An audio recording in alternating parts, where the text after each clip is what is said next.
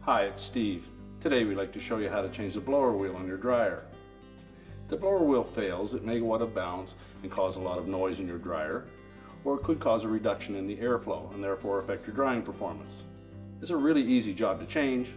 Let me show you how we do it. Now before we begin this repair, the first thing we'll need to do is to disconnect the power. We're also going to need to gain access to the back of the dryer, so we'll need to pull it forward, and that may require disconnecting the exhaust vent. Now that we have access to the back of the dryer, we're going to remove the back panel. Just remove all of the screws, secure that, including the cover, the terminal block.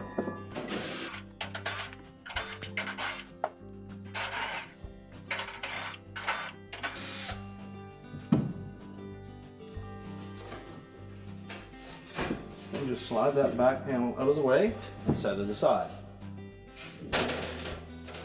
Now that we've removed the back panel, our next step will be to remove the inlet duct assembly. It's held to the blower housing with 4 screws. We just remove those. Now we can tilt that housing out at the bottom. And just tilt it a little bit to the left. Pull it away from the lint filter inlet. We'll set that aside, and now we have access to the blower wheel. So our next step will be to remove the lint filter. Simply pull it out and set it aside. That will give us access to 2 Phillips screws that secure the top to the inlet duct assembly, and we'll need to remove those.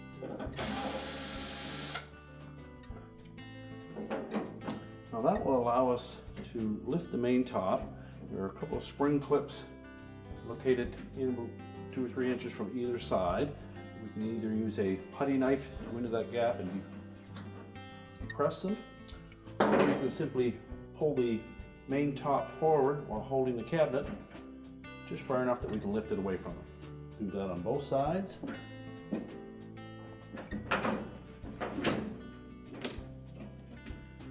And then we can lift the main top up. Now we'll need to support that in some method, or have somebody hold it in place. Now with it properly supported, our next step will be to disconnect the door switch harness. We'll take a flat blade screwdriver, we'll go in where the little locking tabs are on both sides of that connector, and just pry that up a bit on both sides to release it. Then our next step will be to remove 2 5/16 hex head screws that secure the front panel.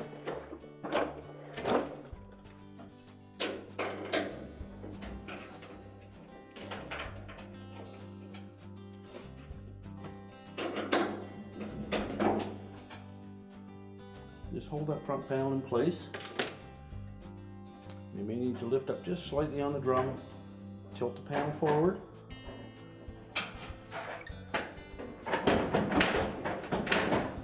You'll need to lift it up slightly to disengage 2 clips on the lower edges of the cabinet.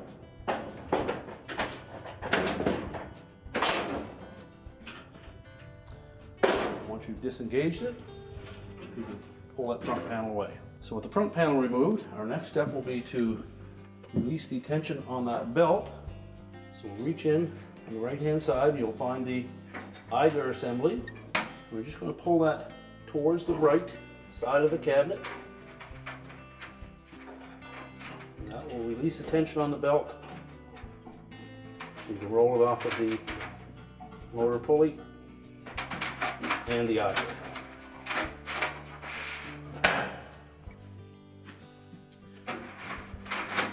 Using the belt, we'll then be able to lift that tongue. We can now set that drum aside until we're ready to put it back in. Now that we have the drum out of the way, our next step will be to remove the rear motor mounting clip. So with a large flat blade screwdriver, just going to go in on the end of that clip, get some downward pressure and upward pressure, and just pop that off. Now that will expose the square hub on the blower wheel. Now next we'll take a 7/16 wrench, and in behind the motor drive pulley you'll note that the motor shaft has a flat spot on it. We can position a wrench on it. The blower wheel has a left-hand thread on it, so we'll take an adjustable wrench or a 3/4 inch wrench, put it over that square portion of the shaft, and we're going to turn it counterclockwise as we face it from this angle.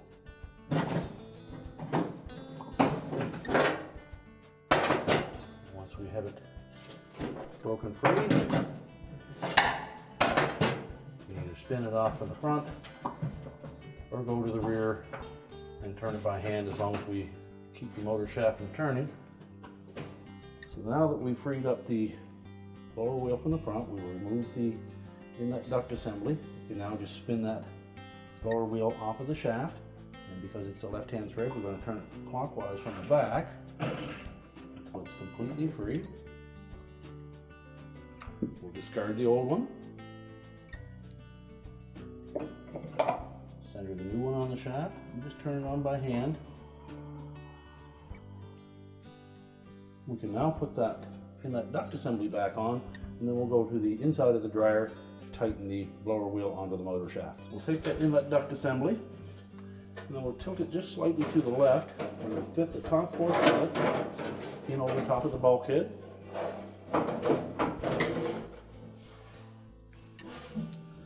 And then just position it so that the screw holes line up with the blower housing,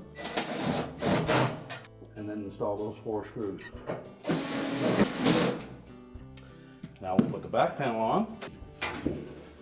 We'll just center it up, and we'll hang it by the top corners until we line up the rest of the screw holes.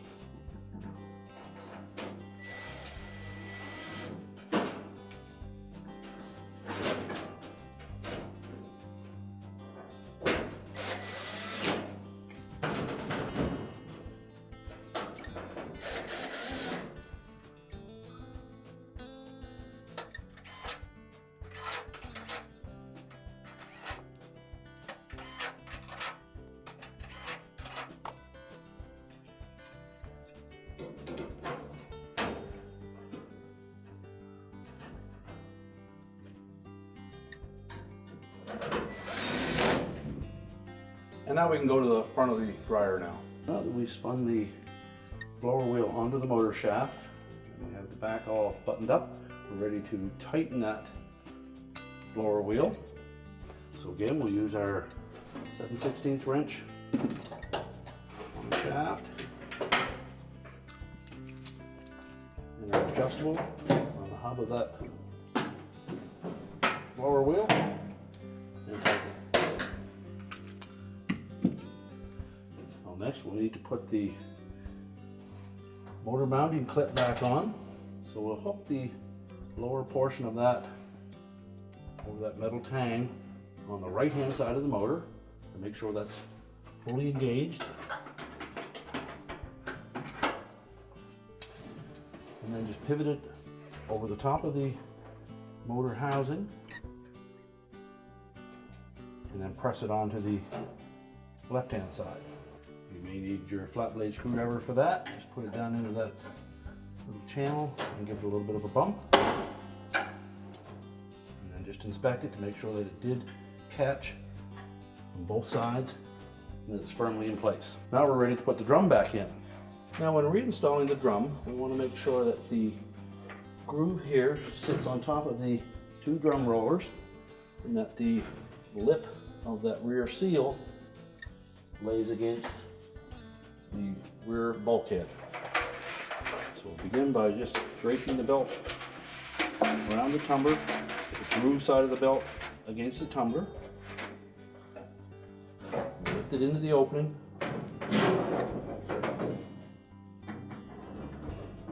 And then position it on top of the drum rollers. You may need to rock it back and forth a bit and get it seated. Then just let it hang there. Now our next step will be to route the belt around the idler and the motor pulley. Now when reinstalling the drum and the belt, we need to know how that belt will fit around the idler and the motor pulley. Essentially the belt will come through that opening on the bottom of the idler. It will wrap around the motor pulley, and then the groove side of the belt will wrap around the drum. So when we put it in, the belt will be just hanging loose. We'll pull it through that opening, pull the idler over to release the tension on the belt so that we can roll it onto the motor pulley.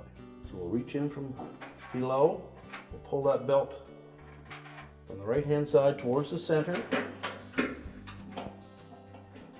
locate the idler, roll over the top of the idler, whether it is a glide or a roller, and then pull it through underneath, push the idler towards the right to release the tension on the belt, and then roll the belt onto the motor pulley. Now with it properly seated, you should be able to turn the drum and the motor will turn as well.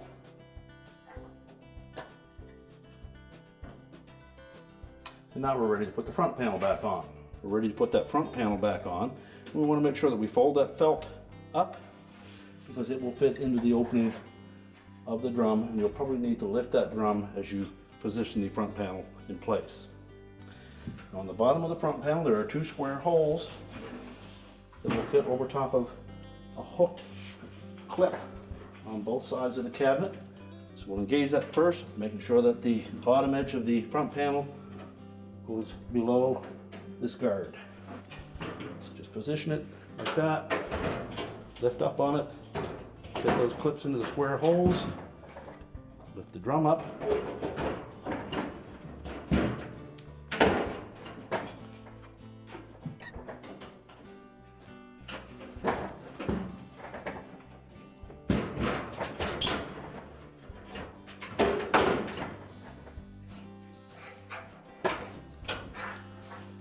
and then push it into place so that we can attach the screws. We'll tighten both of those screws securely. Remember to reconnect the door switch harness. Make sure it's fully inserted so that the locking tabs are engaged. And now we're ready to tilt the top down, engage with the front panel. So just pull it slightly forward. Make sure it's hooked on both sides. And then we'll reinstall the two screws into the lint filter opening.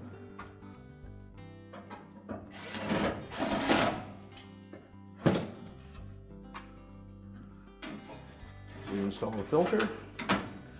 We're now ready to push the dryer back into position, reconnect the vent if you've disconnected it, and reconnect the power.